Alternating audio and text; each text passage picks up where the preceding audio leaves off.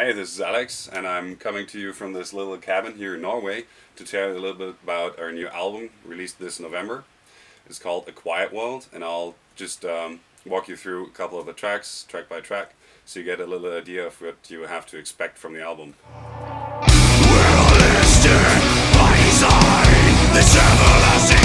And the fourth song is going to be called Limit Cycle. And as you might have seen already, it's one of the way longer songs. So it's courtesy of our drummer, Tristan, who wrote this song. And it's somewhat post and proggish song. So it's very long. It's, I think, almost 8 minutes. One of the longer songs on the album. And it's very, very dire. So very dark. It has a very brooding atmosphere. And the verse parts are very structured. So in a way, they're not acoustic, but like the instruments take the back seat a little bit, and everything's a little bit relaxed, and then it erupts really into the chorus part, which is also very long. And we have a quite interesting solo because it's very Eric tried to do something different here, so it's very jazzy in a way. And I guess this is the darkest song on the album, so for all you guys who like to get the metal on in the dead of night, this is going to be one for you. And I also think that this might be a song for the live stage, actually, but just for the bigger stage where you can get a little bit more light when you play in the evening and such, because it has such a dense atmosphere, and I just love this song. So it does a lot for the album. Something along the lines of, for example, Damage Beyond Repair, which is also very dark. Musical-wise, it's something entirely different, but the atmosphere is quite similar to that one. Yeah. To be alive is to be awake. The fifth song on the record is called Zero Temperance, and after such a melodic and slow song like Limit Cycle, which is very dark, very brooding, as I've said, we continue with something which is a little bit more upbeat, at least by our standards. So metal usually isn't very what you would consider upbeat, but it's like a little bit fast-paced. The lyrics actually aren't that negative this time around.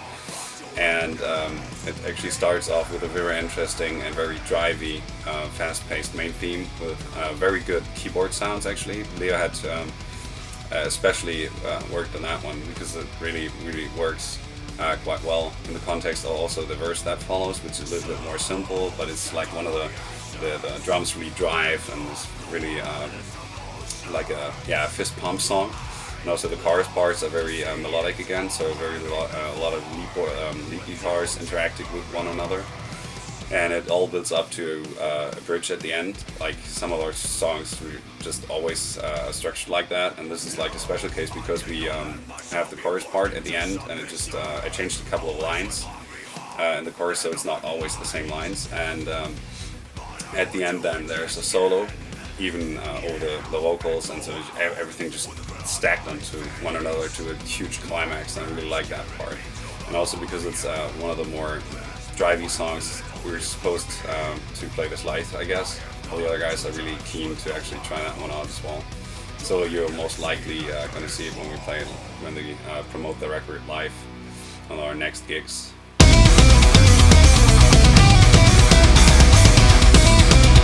And the next song is a little bit different as well, because our bass player Konstantin wrote it, and he has a little bit more techie influences, so to say. So it has quite interesting chord progressions and note patterns.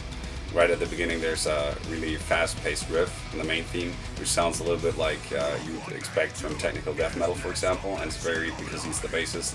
There's a lot of interesting bass lines going on, and also there are actually some clean vocals. I know that we usually don't use that sort of stuff, but since we have the opportunities to do so, because Konstantin is actually a schooled singer, we thought during the progression while we were writing the album, we just thought, okay, maybe we just toy around with it a little bit and see how we like it in retrospective once we have the album and what our fans say. So this is one of the songs, actually there are 2 songs on the album which feature clean vocals, so this is one of them.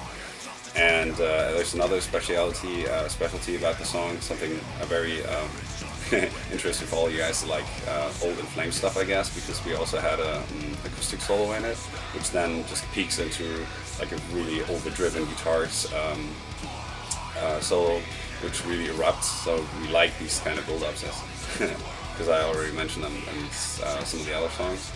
But I guess this one is also more one for the guys who actually like to play along, because this is technically a little bit one of the more difficult songs, I guess, on guitar and drums as well. So for you prog guys who really would like this one, I guess.